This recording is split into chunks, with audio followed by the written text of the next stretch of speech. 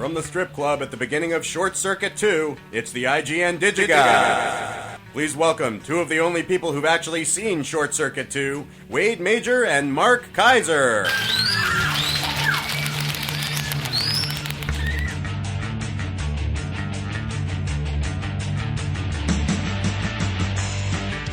Oh, yeah. Mark asked me how my week was. Oh, Wade, you want some ice cream? Well, where did that come from? Because you want me to ask you how your week was, so that you get to tell a story, but I'm not going to play your game. Okay. Yeah, I'll have some ice cream. Great. How's your week? You know what? Costa Gavras is wonderful. Thank you. Thank you for asking.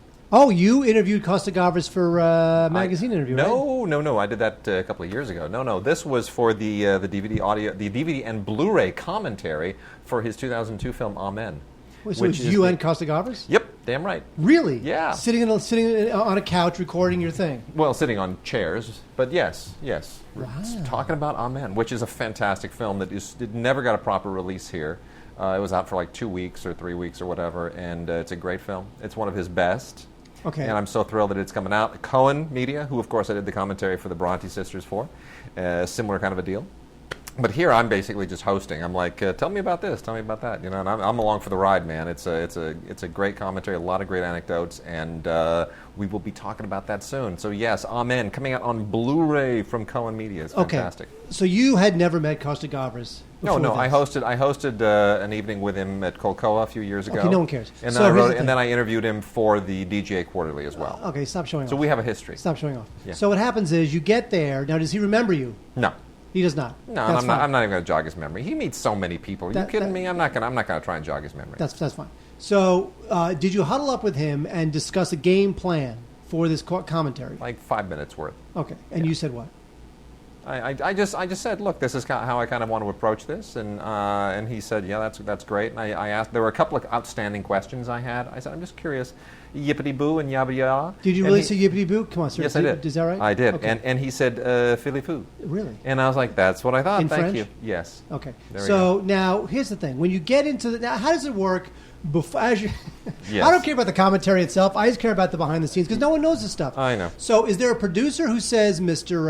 Gavras, Mr. Major, this is what's going to happen? Does he download you? There's a sound engineer. So there's no producer. There's no producer. Oh, interesting. So the only person there to greet you at the door or to make sure you have water the engineer. Is the engineer. The engineer. Okay, interesting. So the engineer comes up to you and says, who I know really well, by the way. I mean, he's the same guy that, like, all those DVD commentaries we did for Pathfinder, like Master of the Flying Guillotine and all that. It's he did those years ago for us. So I've known this guy for years. Okay, stop showing off. So the guy says, Mr. Major, Mr. Gavras, what does he say? Let's start, or here's how we do. Look, he's sitting there, the film is being, he's got the film projected on the big screen. He's got the big board in front of him. There's a booth to the side. We go into the booth. We each sit down in a very nice, comfortable seat with a little, thingamajig in front of you, like, music stand type deal. You can put your notes there and all your stuff, and there's a nice widescreen television in front of you, and they roll the movie, and then he adjusts the microphones, make sure all our levels and directions and blah-de-blah is all right, and then we rock and roll. Are you wearing headphones? Yes. Do you get to stop if you want to stop? Yes. Did you stop? No. You're just saying that because we didn't.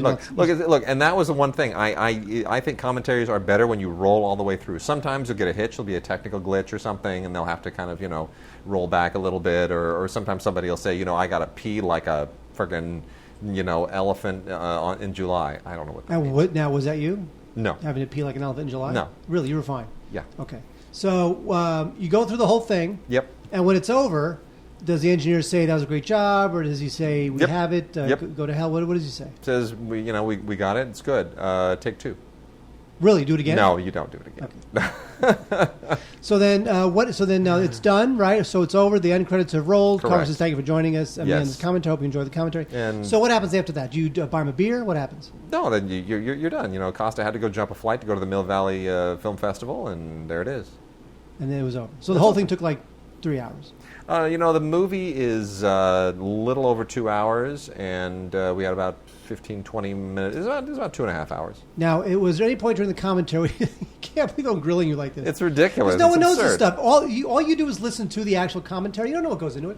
You and I have done commentaries. Yes, you know exactly what goes into this. That's true. Because I don't get to do with famous directors and big people. By the way, we have an interview today with Vicki Lawrence. right? Yes, we do. We do indeed. Vicki Lawrence, yes. It's because of the DVD and Blu-ray release of the special edition release of The Exorcist, which Vicki Lawrence was the star of. You know that, right? Mark just left the room. What are you doing? Mark? Hello? Am I alone? Well, here we go. This is the Wade Show. What are you doing? Because you answered the questions about the audio commentary I get ice cream? No, here's what happened. So I go to a restaurant. Oh, dear. Big time sushi restaurant. We got a lot to cover, so make it quick. Okay. This will be more interesting than your Costa Garvers. Blah, blah, look at me. Okay. Director of Z talks to me. Blah. Go to the sushi place, get dessert. They have cinnamon ice cream. Yes. It's so good. Yes. I think to myself, I'm going to see if I can make cinnamon ice cream at home. All right. So I go on the internet. Yeah. And got a recipe. now, of course, now this ice cream is about like 2 weeks old. Okay. But Fine. so don't worry about the consistency. And I made it. Now, it was so good. My question is, does it have any meat in it? Yes. There's meat in it? It does. Good. Because I like meat with cinnamon. Cinnamon and meat's a good combination. So it's important. Meat, good ice cream always has meat in it. Now be honest. Like veal, veal and ice cream, veal-flavored ice cream, really good. Just shut up and eat. How good is this cinnamon ice cream? Be honest. It's good. Right? Yeah, it's good. Uh-huh. See? Now, this ice cream is the shizzle. Oh, dude, this is my snack for the show. Damn right. Now, you're not lying, right? Screw the water. Huh? Now, you're not lying, right? This ice cream is the best. Cinnamon ice cream. If you guys make ice cream at home, I'm telling you, it sounds exotic. Would you make a pint of this for me, like, every week? You know what? Actually, what? And he's not kidding. No, I'm reenacting the Flamingo Kid all over the place here. All right. Well, no, wait. Like 4 of our listeners will get that. I know. Well, okay. By the way, the Flamingo Kid, which they shot near my grandmother's apartment in Woodhaven, Queens. Right. Now, Wade, we have new movies to talk about, including a new one from Joss Whedon. Oh my gosh, we got so much. Joss Whedon. Gobs, good television. Vicki Lawrence, actually, because she starred in The Exorcist. Now, Vicki Lawrence, of course, Mama's Family. Complete series, Mama's Family, box set, big hunkin' box set, frickin' Time Life rocket. Finally coming out. So Mama's Family, legendary television show, by the way. Seriously, how many television shows can you name off the top of your head right now? Bang, go. From all around the world that were great hit television sitcoms that were evolved from sketches on the sketch comedy show. How many? Name them. 6. Go. Star Wars? No, stop it. I don't know. Mama's Family. What? Right. Mama's Family. It was originally a sketch. Right. It was a sketch on the Carol Burnett show. It became a series. The Simpsons. Right. It was a bit on the Tracy Ullman show. It became a series. True. The Honeymooners. Right. Uh-huh. It was a bit on the Jackie Gleason show. Then became its own series. And the only other one I can think of is Ab Fab, which started as a sketch on French and Saunders, and then evolved into its own show. You love that show. I love that show. I love them all. They're all great. By the way, what do you love more, Vicki Lawrence show or My Cinnamon Ice Cream? Oh man, dude! Honestly, don't tell Vicki Lawrence, but friggin' ice cream. That thing is the shizzle. I think the thing with certain recipes of ice cream that you know how much I love certain this? recipes don't yield a lot. So if it's a pain in the neck to make, I don't make because it doesn't yield a lot. This one is easy. I love this so much. Yes. I'm only going to eat half of it. Yes. And the other half I'm going to put in my pants. Really? Afterwards, yes. That's I'm going to pour the other half in my pants. God. That's how much All I right, love so we have some new movies. Joss Whedon. We have Jonah Hill, and we'll be talking about him. We'll be talking about a great, interesting faux documentary that takes place on one of the moons of Jupiter. We're also going to be talking about a couple of documentaries related to movies. One of which, which did we talk about the one over there? This? Didn't we? Well, yeah, but it's on Blu-ray. Oh, it wasn't on Blu-ray before. Oh, okay. And this we're going to talk about because every single human being depicted in this, is psychotic and should be locked up in a padded cell. I thought that documentary was just the stupidest thing in the world. Friggin' horrible.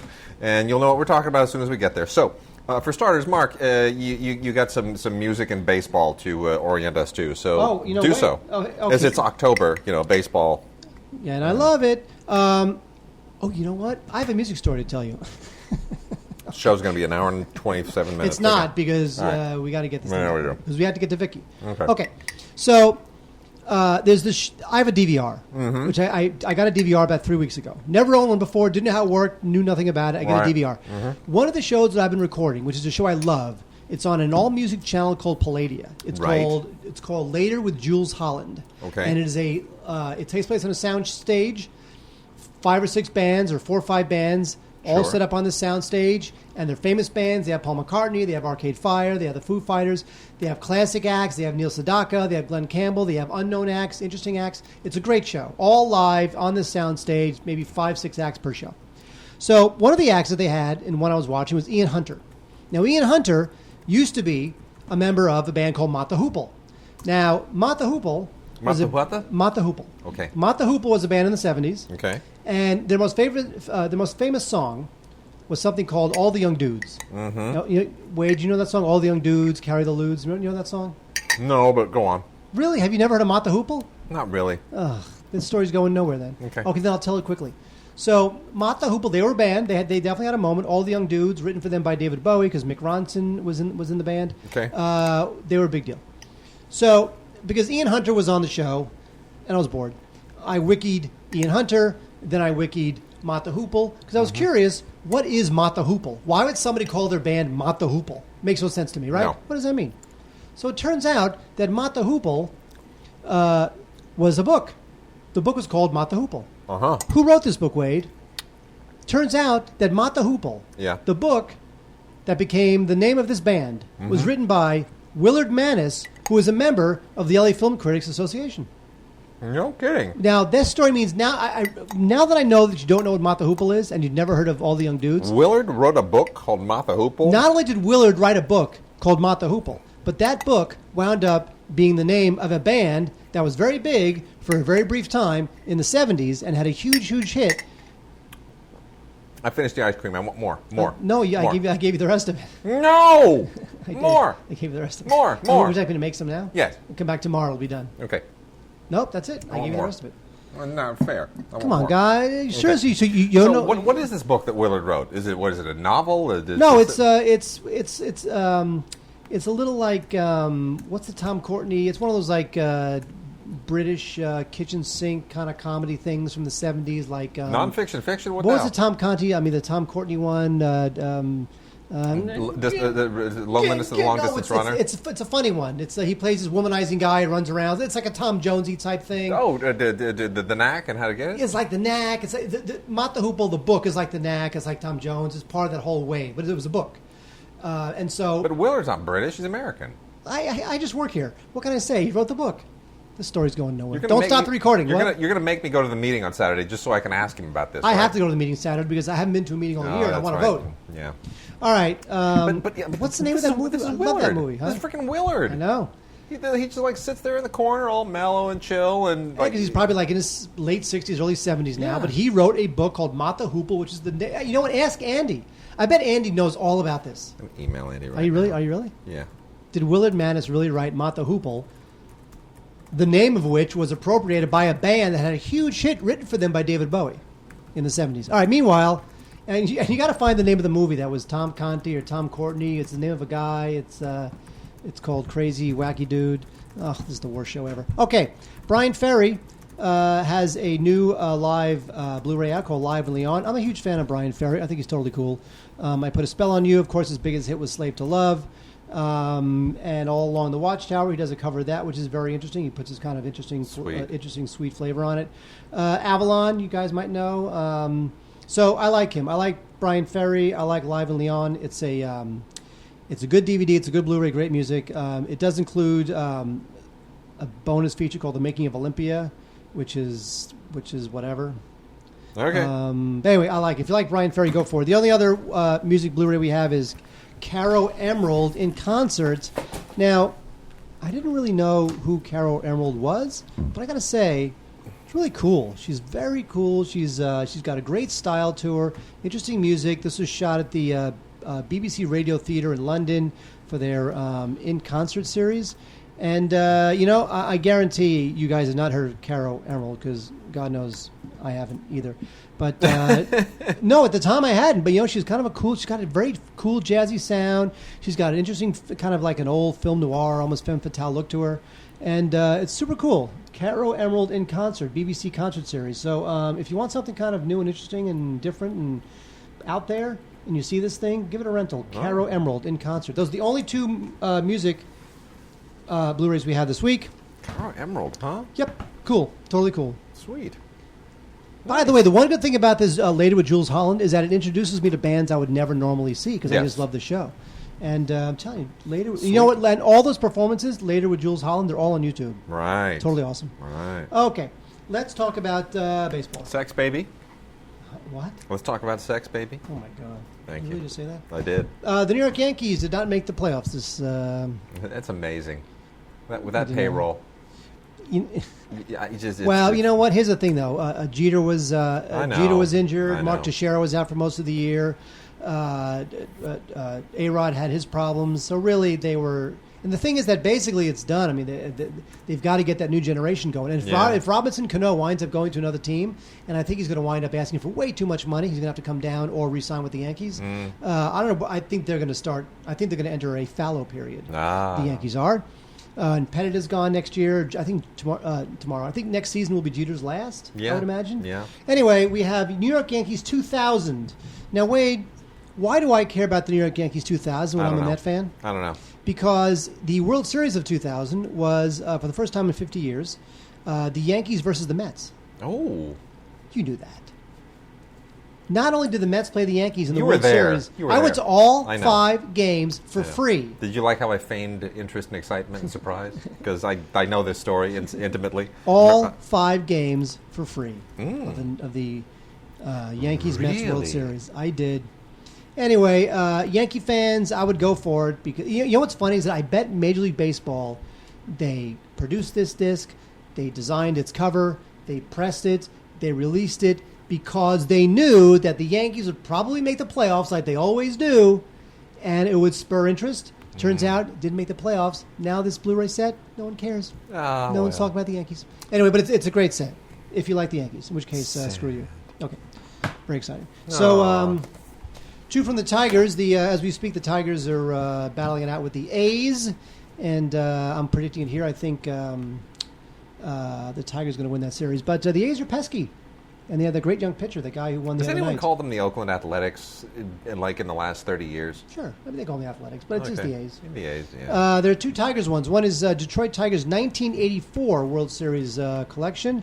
This was the team that won it all. Jack Morris had a no-hitter in the 4th game of the season, and they had an amazing April-May record. They were like 35-5 in April and May. Had a great record, similar to what the Dodgers did earlier this year. Right. Sparky Anderson, who passed away, actually, I think earlier this year. Oh, did he really? Sparky Anderson passed away? You ever see David Letterman's? You got no idea who Sparky Anderson is. You know what? The only reason I know why? Yes. The only reason I know why is because 30 years ago, David Letterman did an impression one evening of Sparky Anderson doing a television interview, and it went something like this. And this is a sight gag, so the listeners are not going to get it. But Letterman's doing his monologue, and he goes, "This is my impression of Sparky Anderson doing a television interview."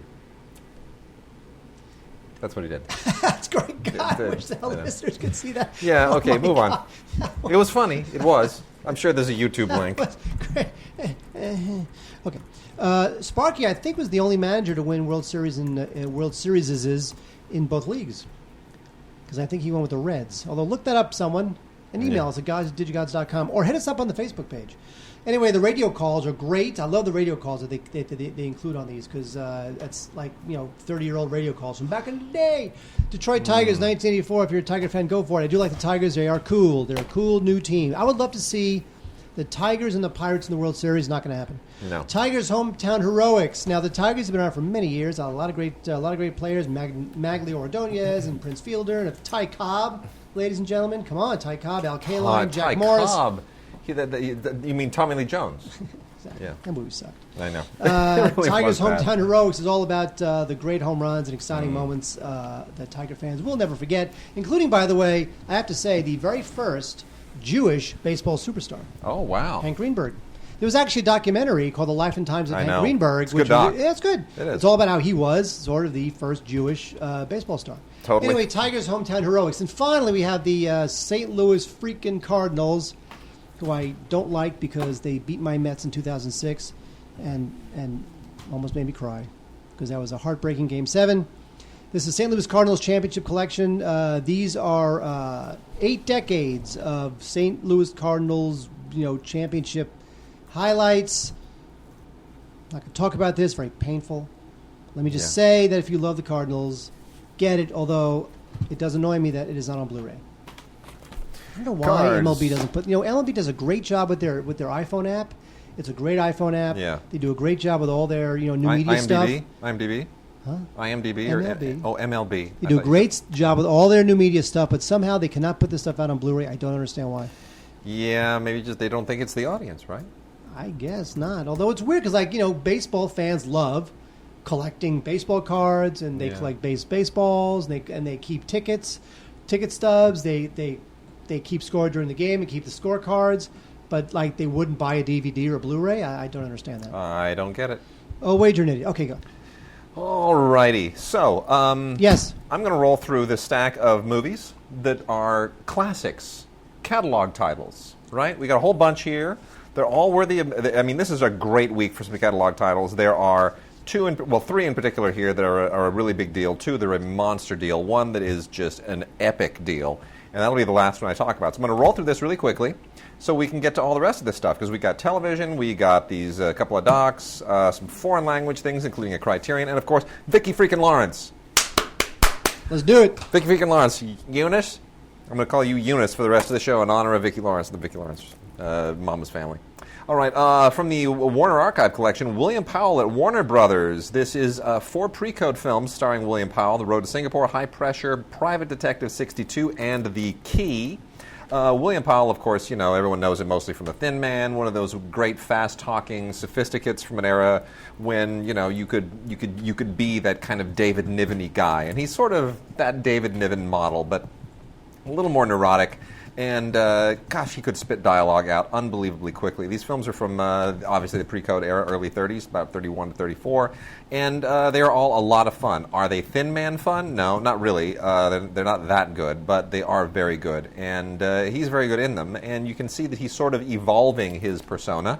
They're all rather surprisingly different from what he would eventually do, but again, you can see it sort of evolving in them. Again, the films are The Road to Singapore, High Pressure, Private Detective 62, and The Key. And I'm going to say The Road to Singapore is the best of the 4. I really thoroughly enjoyed it. Also out, and this is kind of a big deal, Mark, Vincent Price in House of Wax 3D. That is a big deal. On a Blu-ray 3D, also with a regular Blu-ray. But this is a 3D movie. This is the first 3D movie where I'm going to say, you know what, I'm glad I have this on 3D. Because this was a landmark film. This was the first time 3D was used. Historically. It makes sense. It was used in early, the silent era. They tried some 3D stuff. But this was the first kind of major name, marquee movie star era 3D movie, and it was crap. The 3D absolutely straight up sucks. But you gotta kind of give it props. Vincent Price is very cool in the movie. The movie's ridiculous, but it's kitschy. So it has that place in film history. And Warner Brothers did a very, very nice job. They really went to town on this and made sure they preserved the look and the whole deal, the way they always do all their great catalog titles.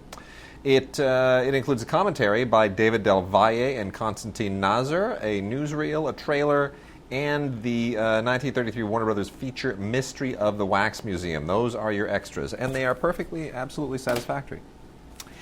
Then also from VCI is the DVD and Blu-ray release of And Then There Were None, the rather extraordinarily underrated film from French director René Clair.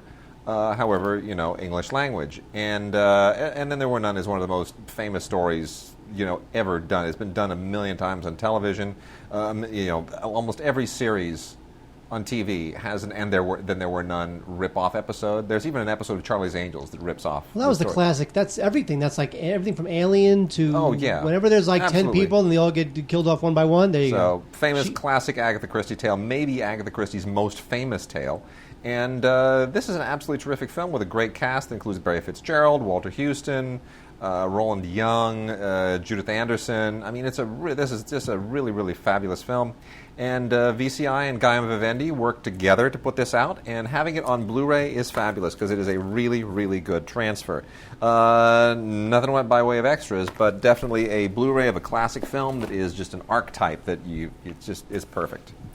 Wizard of Oz was recently transferred into 3D. I hate you. I hate you like a monster. What? Like an evil person. I threatened to kill you on the show for actually liking that damn thing. I did. Come on, seriously. You're a sick human being. They first of all, I want that. Yeah, give me you can have it. Really? Yeah. Yay! You're just an evil man. Okay, they cleaned up this print so well that when you projected this thing on an IMAX screen... The print's been cleaned up forever. IMAX screen. Beautiful. Yeah, this isn't any more... This is the same print that they've used for all previous Blu-ray releases. They just did a 3D conversion. They didn't clean the print up any. And it's... And you know... You were going to give me that. Yeah. You don't want it in your collection. That's perfectly fine. Yeah, I don't know, man. It's like... You know, why make this 3D? Why do that? I don't understand. And by the way, the 3D was not. It wasn't in your face. It was very respectful. Yeah, I mean, there was no reason to do it. I'm just saying, other than to make money. But at least they didn't make flying monkeys fly out out of the TV or out of the movie screen.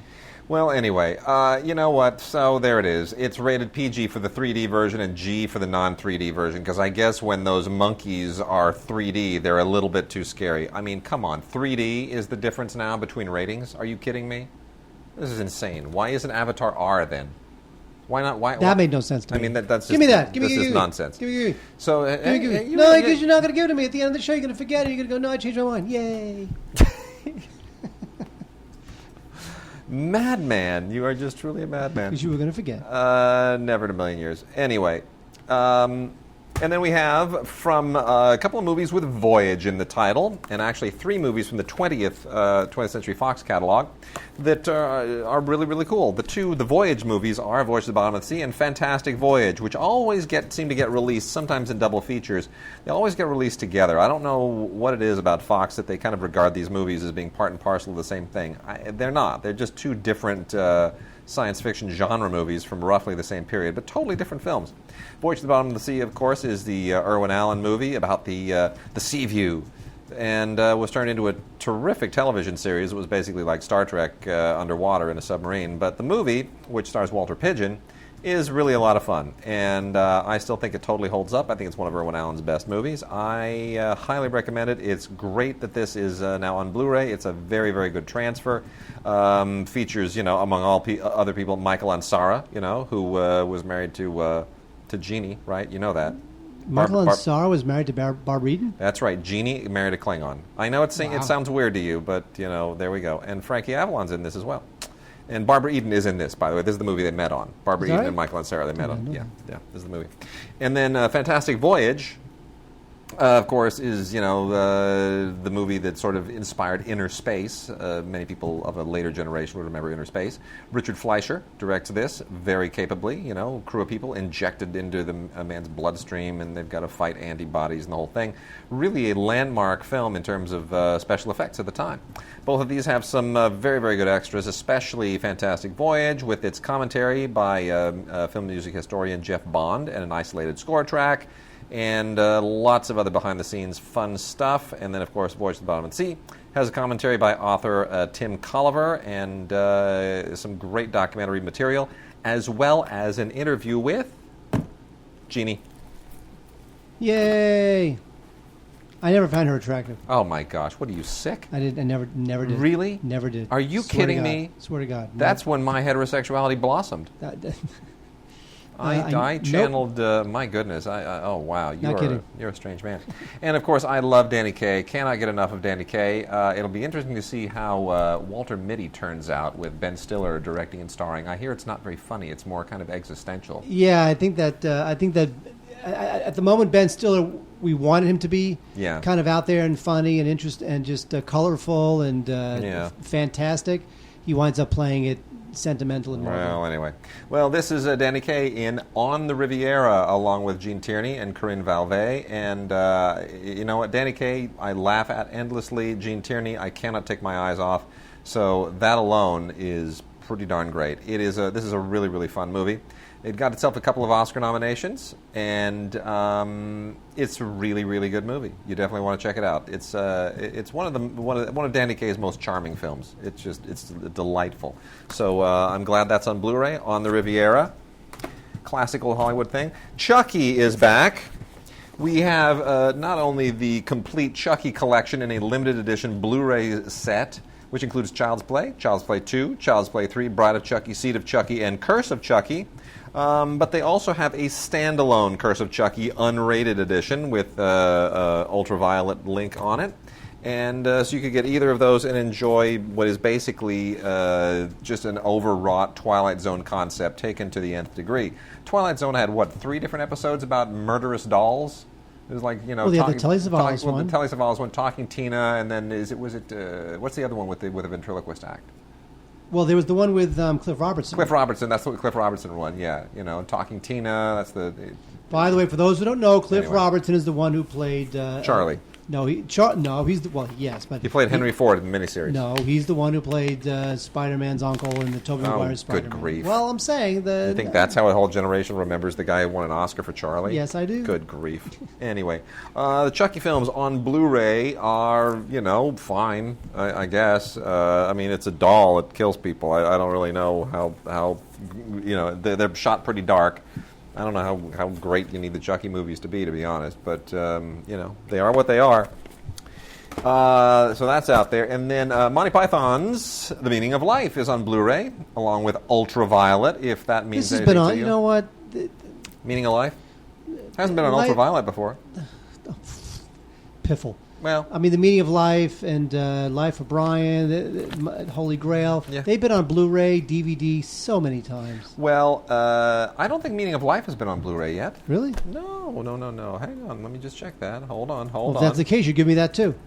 Meaning of Life? Nope, this is the Blu-ray debut. Really? Yep, bango. Wow, Blu-ray debut. I stand corrected. Monty Python's Meaning of Life, which includes bonus features that have been out before, actually. Feature commentary with Terry Jones and Terry Gilliam, the two Terrys. Very, very nice. And the short En Film de John Cleese, which is incredibly funny, and then a whole bunch of other little anecdotal things that are incredibly funny. And prologue by Eric Idle, of course. And then the thing that is unique to the Blu-ray this time is The Meaning of Monty Python 30th Anniversary Reunion and a sing-along version. Fantastic. And this, of course, was the last film that the Monty Python troupe made together before Graham Taylor, of course, passed away. Aww. Yeah, and I got to tell you, every time I'm in a situation where I've eaten too much and I say, "Get me a bucket, I'm going to throw up," there's always one person in the room who starts laughing hysterically. And I know that person is a kindred spirit. Every single time. And does that person ask the waiter, give that big fat man, give him a wafer? Ooh. Yeah, right? Wow. A Blu-ray and Ultraviolet release of The Exorcist. I want that. Which includes the extended director's cut and the original theatrical version. I have to say, the extended director's cut is something I am not all that fond of. I tend to be very... Friedkin is. I know he is, but the original theatrical version is the one that I am fond of and that I still think works the best. So I know Friedkin prefers his version, but you know what? There are a lot of directors who prefer their director's cuts, and I think they overdo it. I mean, well, since you're not giving me that, are you? You kidding me? I'm going to have to make a note. This is a beautiful puppy.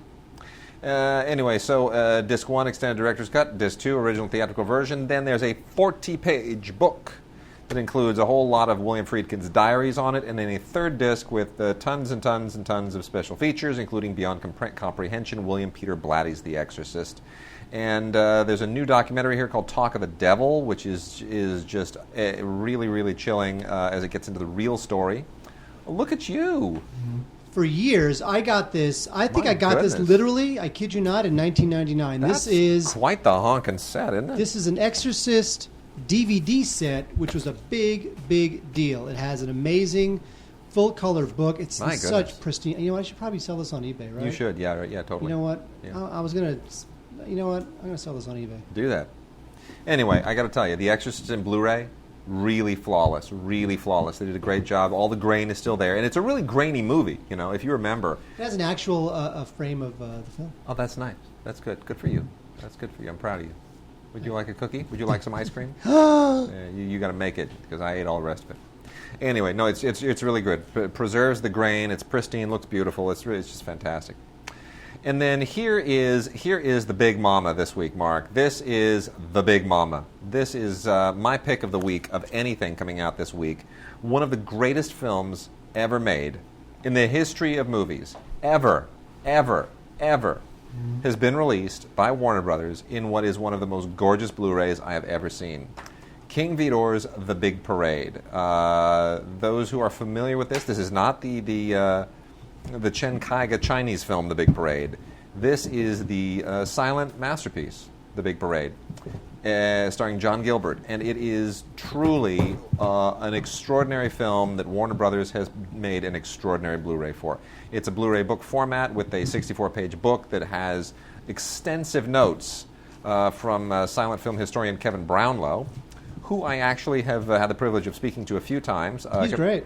Well, Kevin Brownlow wrote the magnum opus biography of David Lean, which is it's arguably the best biography I've ever read. Not just the best film biography, the best biography ever written about anyone. It is an incredible book, his biography, David Lean, Kevin Brownlow.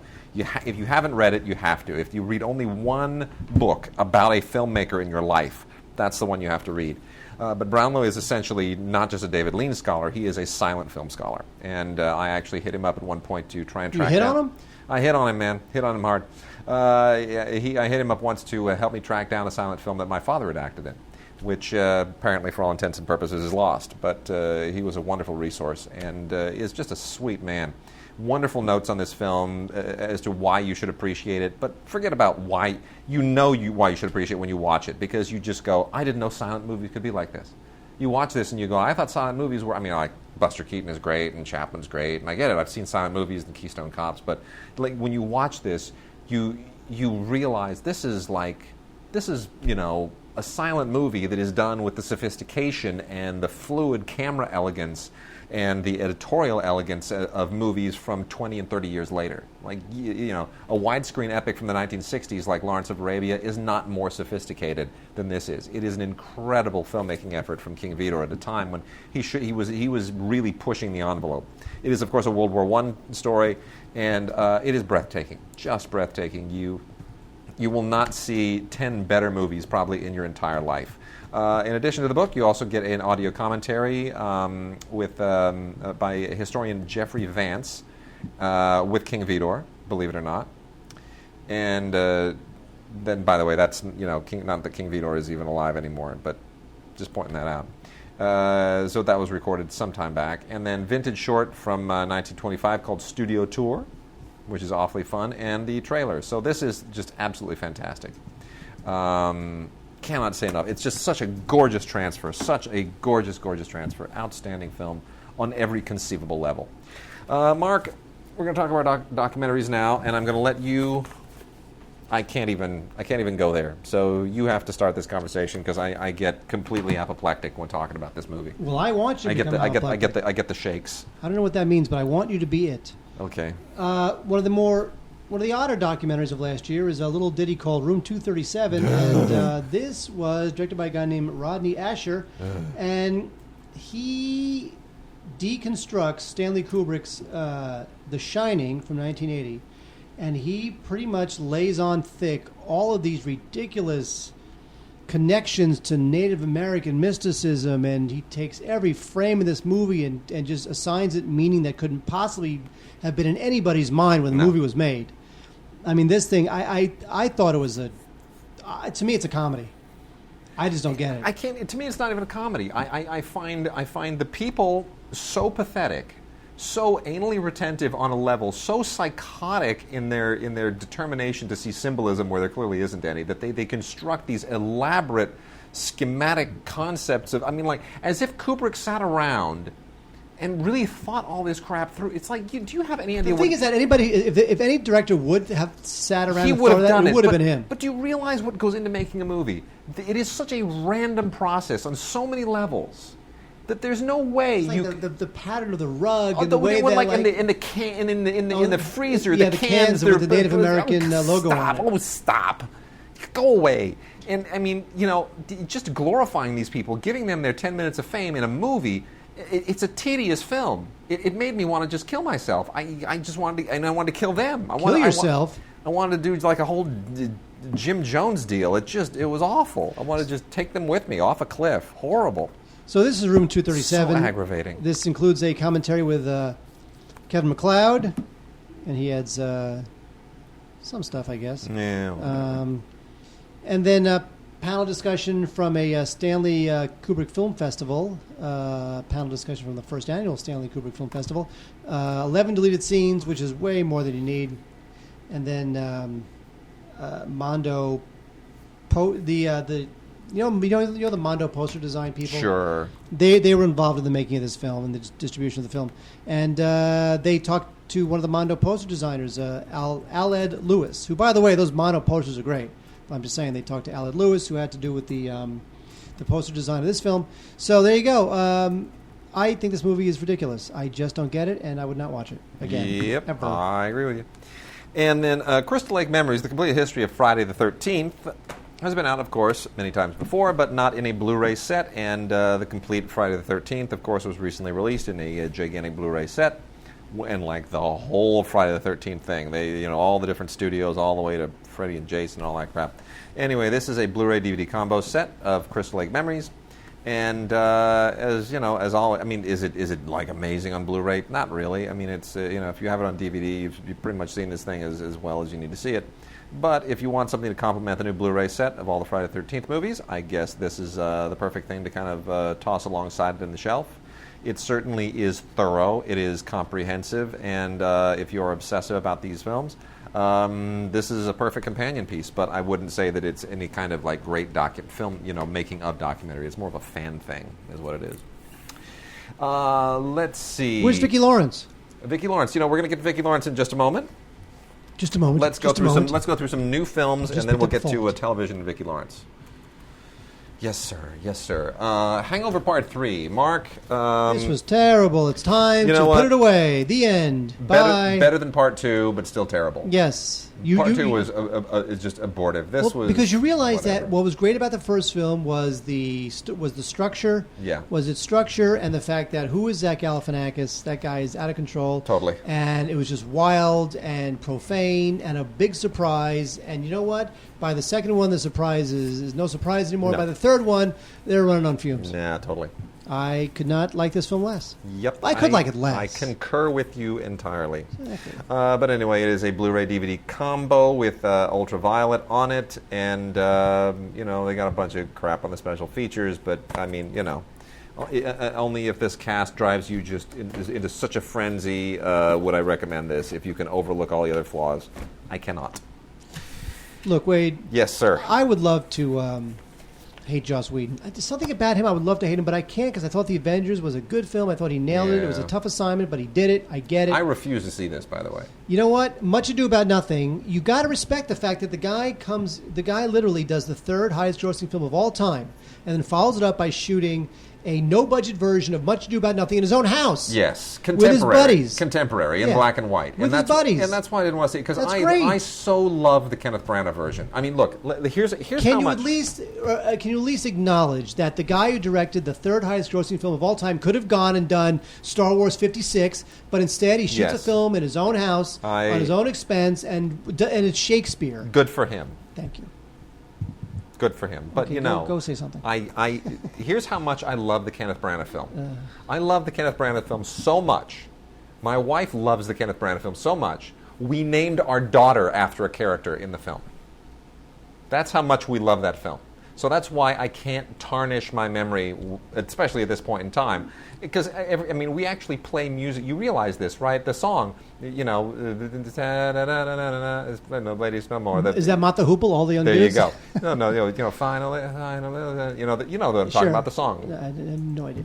Hey Nani Nani, the whole deal, right? Yes, okay, we play that for the baby. Okay, here's the thing. It's like her theme. Okay, here's what is upsetting. What's upsetting? You didn't name your daughter after a character in the play. You named your daughter after a character in the Kenneth Branagh adaptation of the play. You better believe it. Anyway, I think this thing is terrific. You know what? God love Joss Whedon. I was not a big Joss Whedon fan. I didn't get the Firefly. I didn't get the thing with the girl runs around. I didn't know any of that stuff.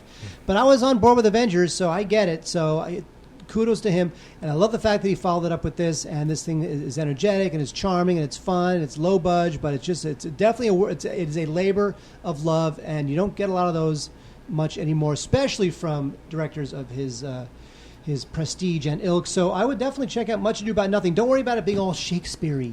Yeah. Don't get all intimidated by the Shakespeareaness of it. It's still very cool. Says me. Now, Wade, there was an animated film earlier this year. Yeah. And I thought to myself, ugh, this is just going to be terrible.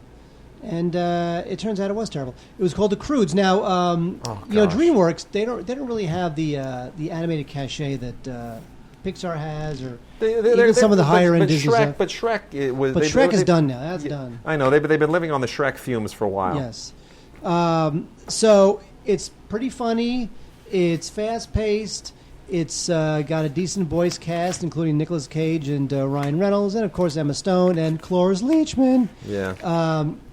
And I thought it was fine. It's not as good as How to Train Your Dragon, which I liked a lot. Yeah.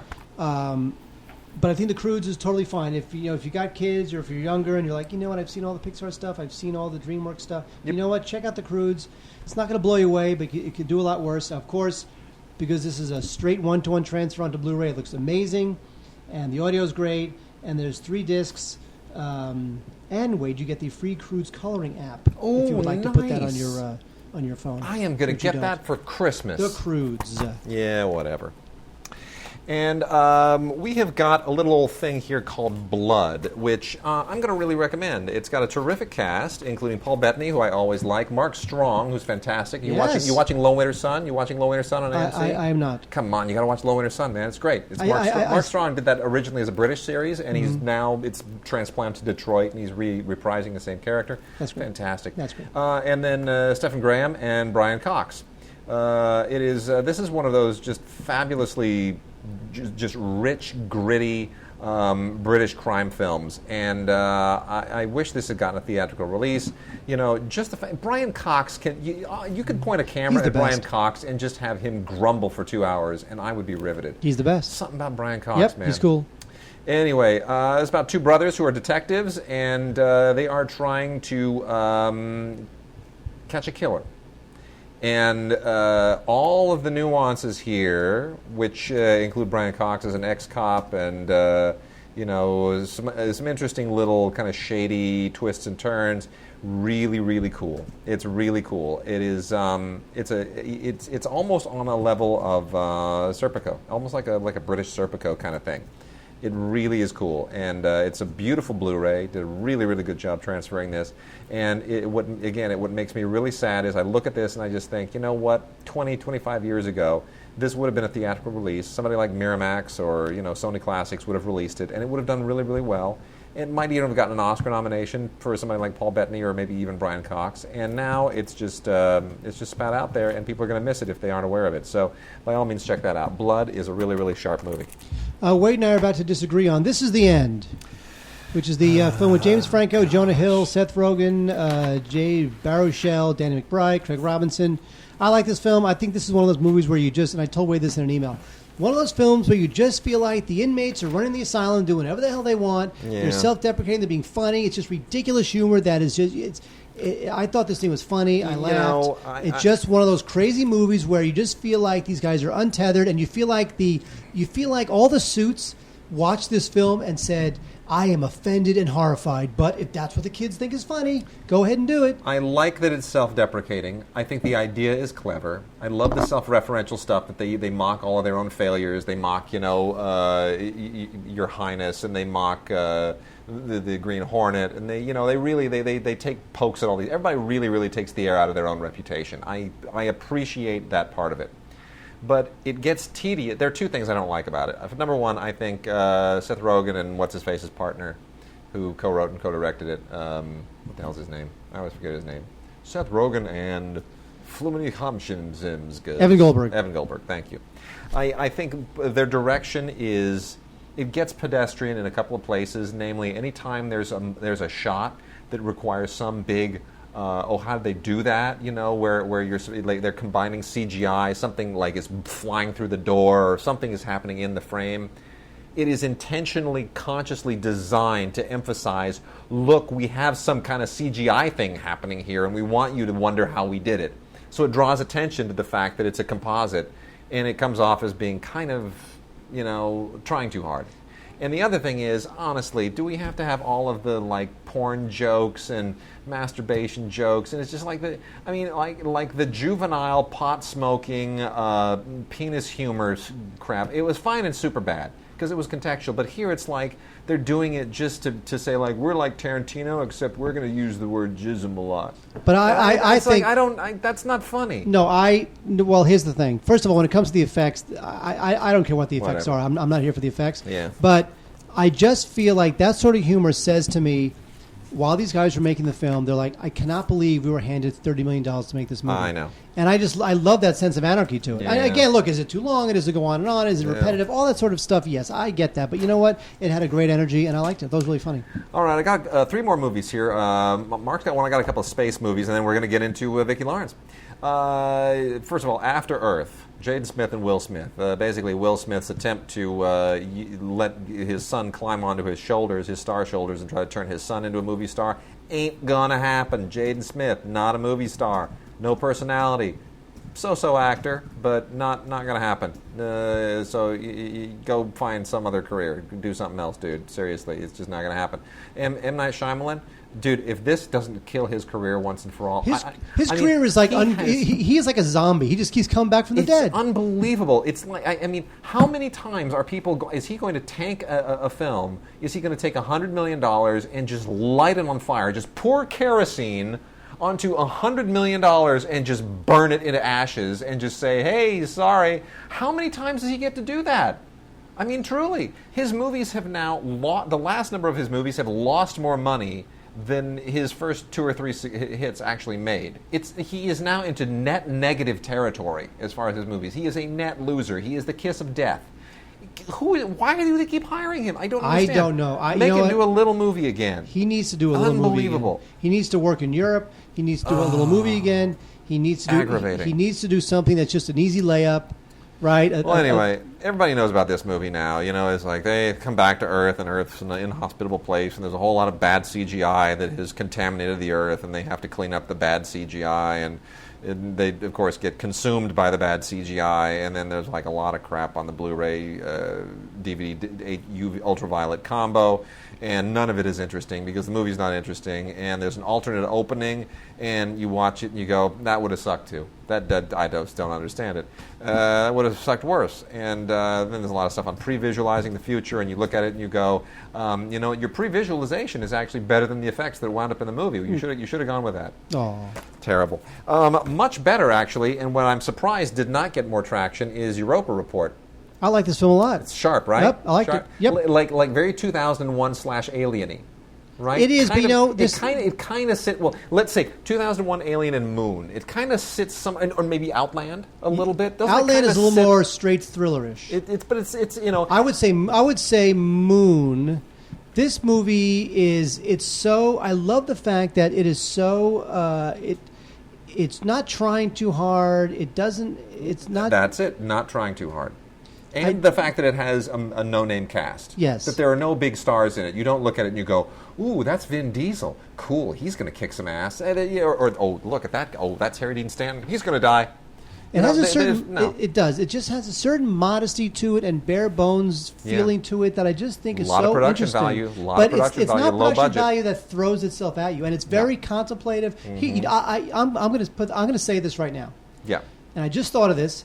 I'm not even sure I believe it, but I'm going for it. Go for it. If Gravity, which as people know on the Facebook page, if Gravity blew my mind, Gravity blew my mind visually. It blows everybody's mind. But in terms of the rest of it, I have problems. But still, it blew my mind so much I don't care. If the end of Gravity, or any part of Gravity, made me feel like Europa Report made me feel, when they finally blah, blah, the blah, blah, and you start to contemplate your place in the universe, and oh my God, this amazing thing that just happened. If it gave me that feeling from a thematic level, then Gravity would really be the next 2001. I agree with you. Really good directing job from Sebastian Cordero, who is an Ecuadorian filmmaker, which, you know, it's like, wow, from Ecuador to Hollywood making a film like this, he's going to get some big gigs very soon. And you know, he's never made anything on this level, but this will really elevate him into the A-list territory. People are going to watch this. He can go around Hollywood. This is a calling card. He can now go into any studio. He can go to any meeting, he can be on the list of the guys who will direct the next big franchise installment of something. People will look at him like he's the new Del Toro. Absolutely. Some guy from some Straight crazy up. country who did this little film.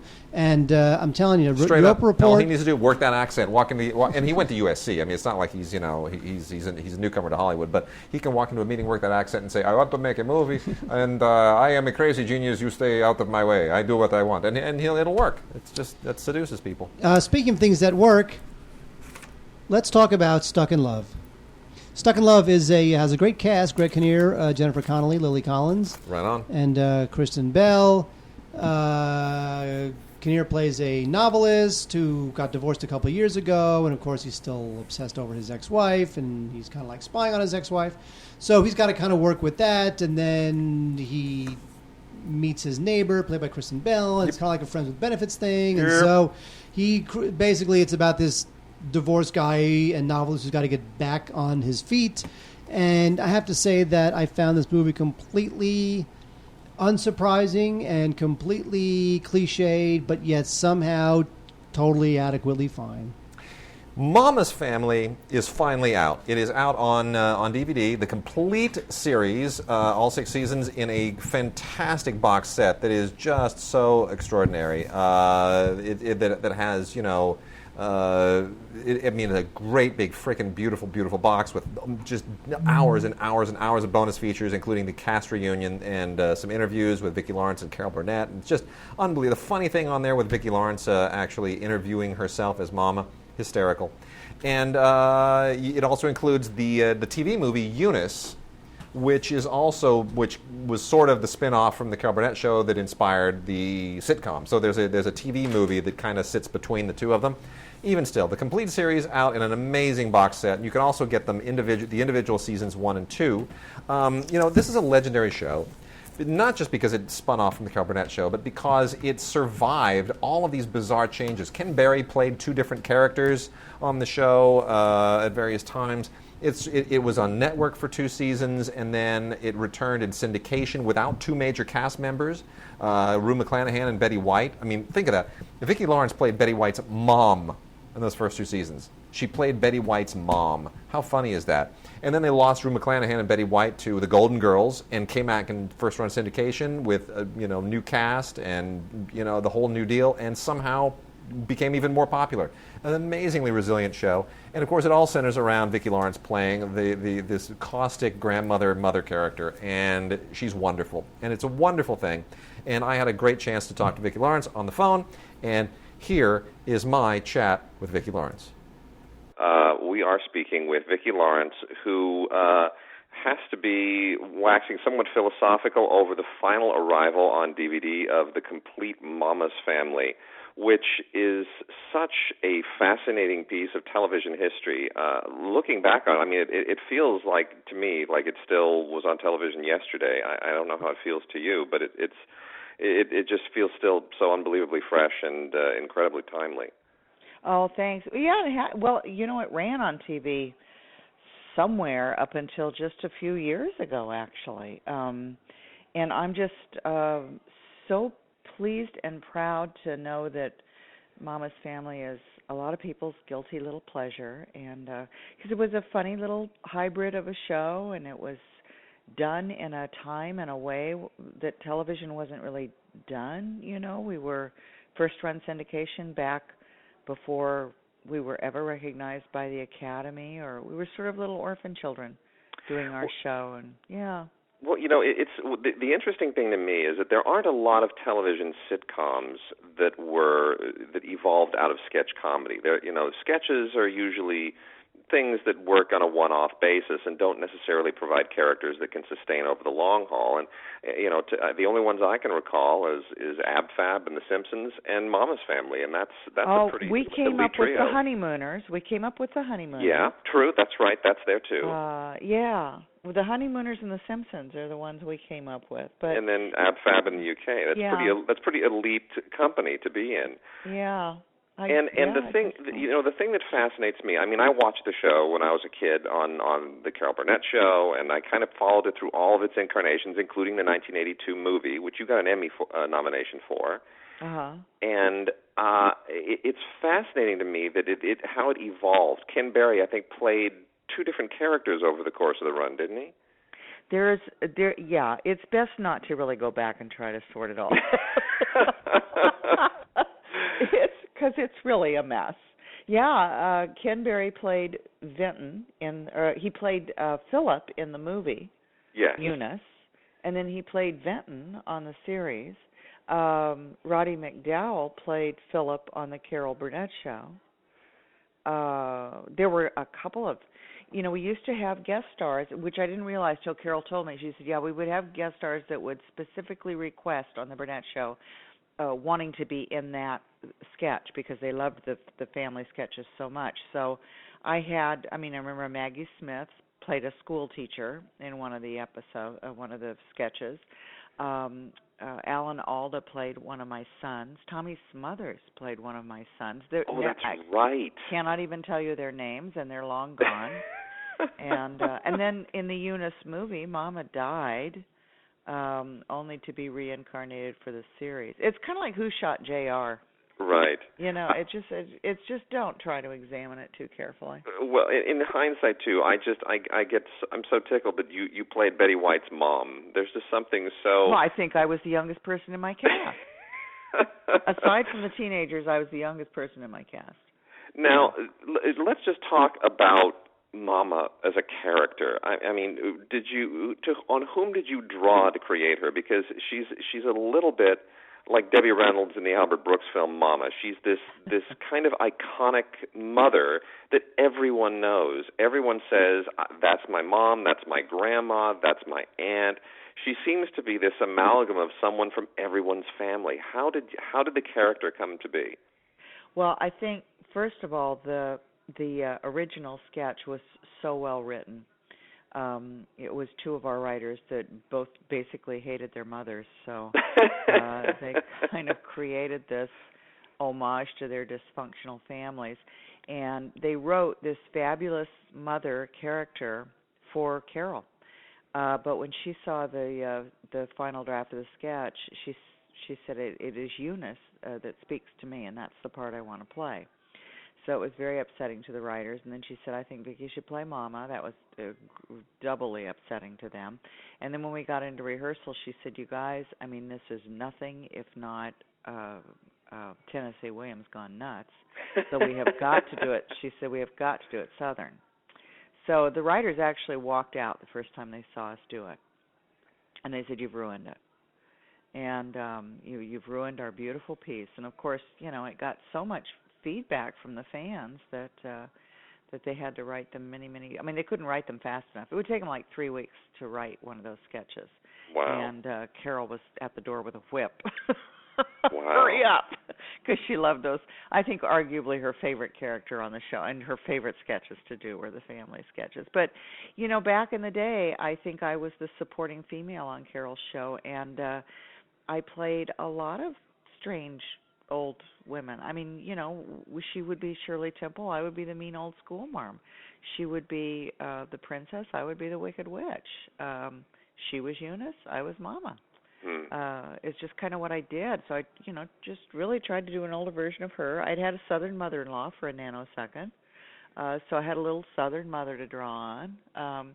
And probably, I think down the road in hindsight, I look at my own mother, who was a little left of center, and think, well, I probably drew on her a little bit too, without really even knowing it. Well, it's just so universal, and everyone gets a smile on their face whenever you talk about the show. The thing that I think everyone kind of remembers really pivotally is that it's one of those shows at a crucial point in time, and there were, I think, only 2 or 3 other shows who were able to do this, Baywatch obviously being the most famous example, where they had the plug pulled on them, the rug pulled out from under them on network television, and with that never say die attitude said, you know what, we're going to go to first-run syndication and make this work. And you did. You made it work incredibly well. albeit with a few tweaks and changes, because I guess Betty White and Rue McClanahan had moved on to the Golden Girls. Is that what had happened? Yeah, I lost them both after we were canceled on NBC. That's right when the Golden Girls happened, and I lost both of them. So I mean, that's doubly impressive. You're losing crucial cast members, going to first run syndication, kind of limping, and then suddenly it's more popular than ever. I mean, that's remarkable. How did that transition? I mean, was there a little bit of apprehension, a little bit of some nerves at the time about going through? I'm sure there was much apprehension, and I look back at what our writers had to hurdle, and their job was enormous. It really was, because when we first went on NBC, Joe Hamilton, our executive producer, who was Carol's husband, sold that show to Grant Tinker, who was the CEO of NBC at the time. It's like a television history lesson, Yeah. I look back at all this, and it's like television history. But anyway, he sold it to him on the golf course without a pilot. And so it was our writers had the difficult task of figuring out who Mama's Family was while we were on the ground running. And they knew that they had Carol and Harvey for a few episodes, but they knew that they had to phase them out. They had to find the antagonism. They had to find the whole, everything that was going to make it work. And they had to change it basically from Eunice's family to Mama's Family while we were on the air. It was a very different. I mean, I know that I had character issues because I think Mama was very different.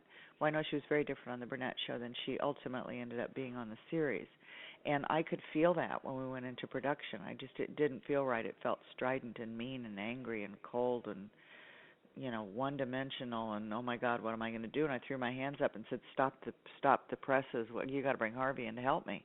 Right. And he said, "You've got to make her a silly sitcom character now." And I was just kind of baffled, like, how do I do that, Harvey? Because I don't think she's ever even smiled. But that's the joy of it too, is that she never smiles. I mean, the anger becomes.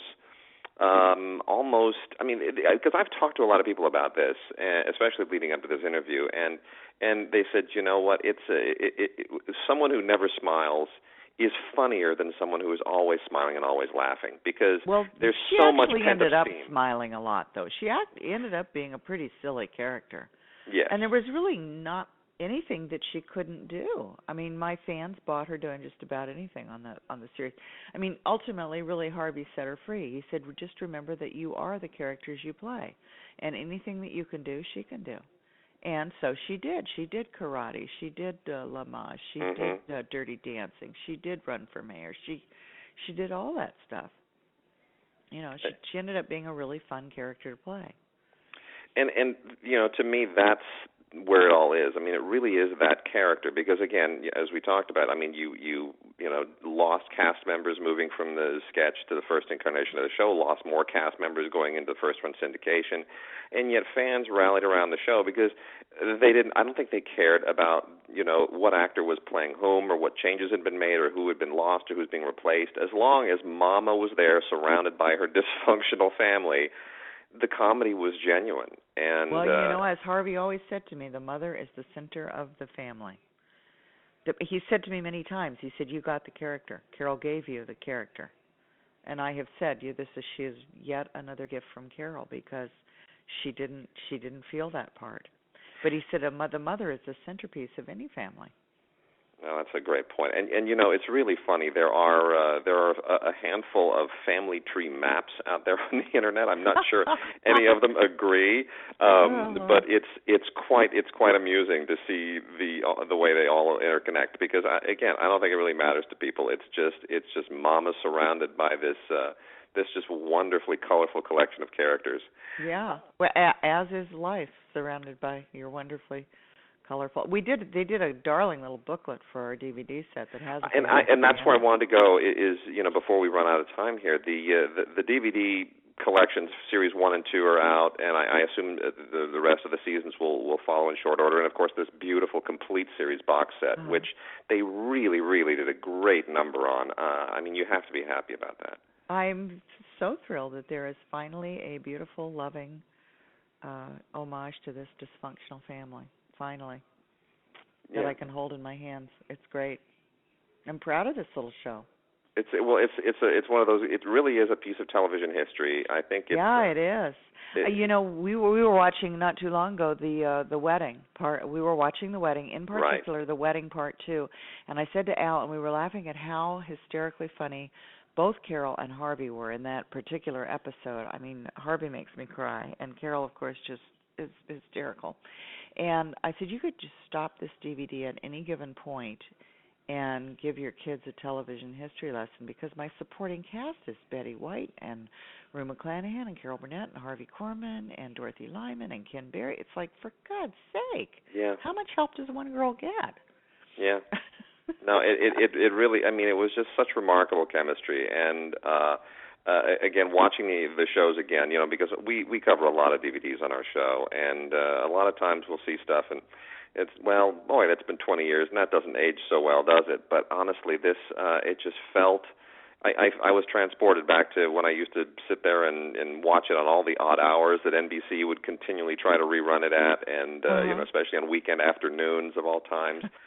But you know what? It still makes me laugh. It still makes me smile, and I just want to thank you so much for being a part of something that really was a central part of my television viewing growing up, and I know a lot of our listeners feel the same way. Oh, thank you. Well, thank you, Vicki. We wish you the best of luck going forward, and is there any chance that there might be some kind of a Mama's Family reunion in the offing? I hope, maybe this will trigger that.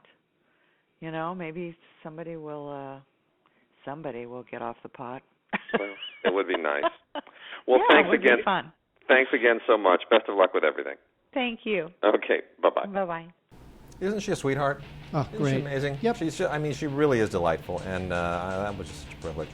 So with that, we are done. We are out of here, and we'll be back next week. And send us your Vox boxes. Send us your emails to gods@digigods.com, gods@digigods.com, and more fun and games coming at you. I don't know. How's that for an outro? That was horrible. Horrible? More games coming at you. More fun and games. Oh, well, then in that case, that's fine. Okay.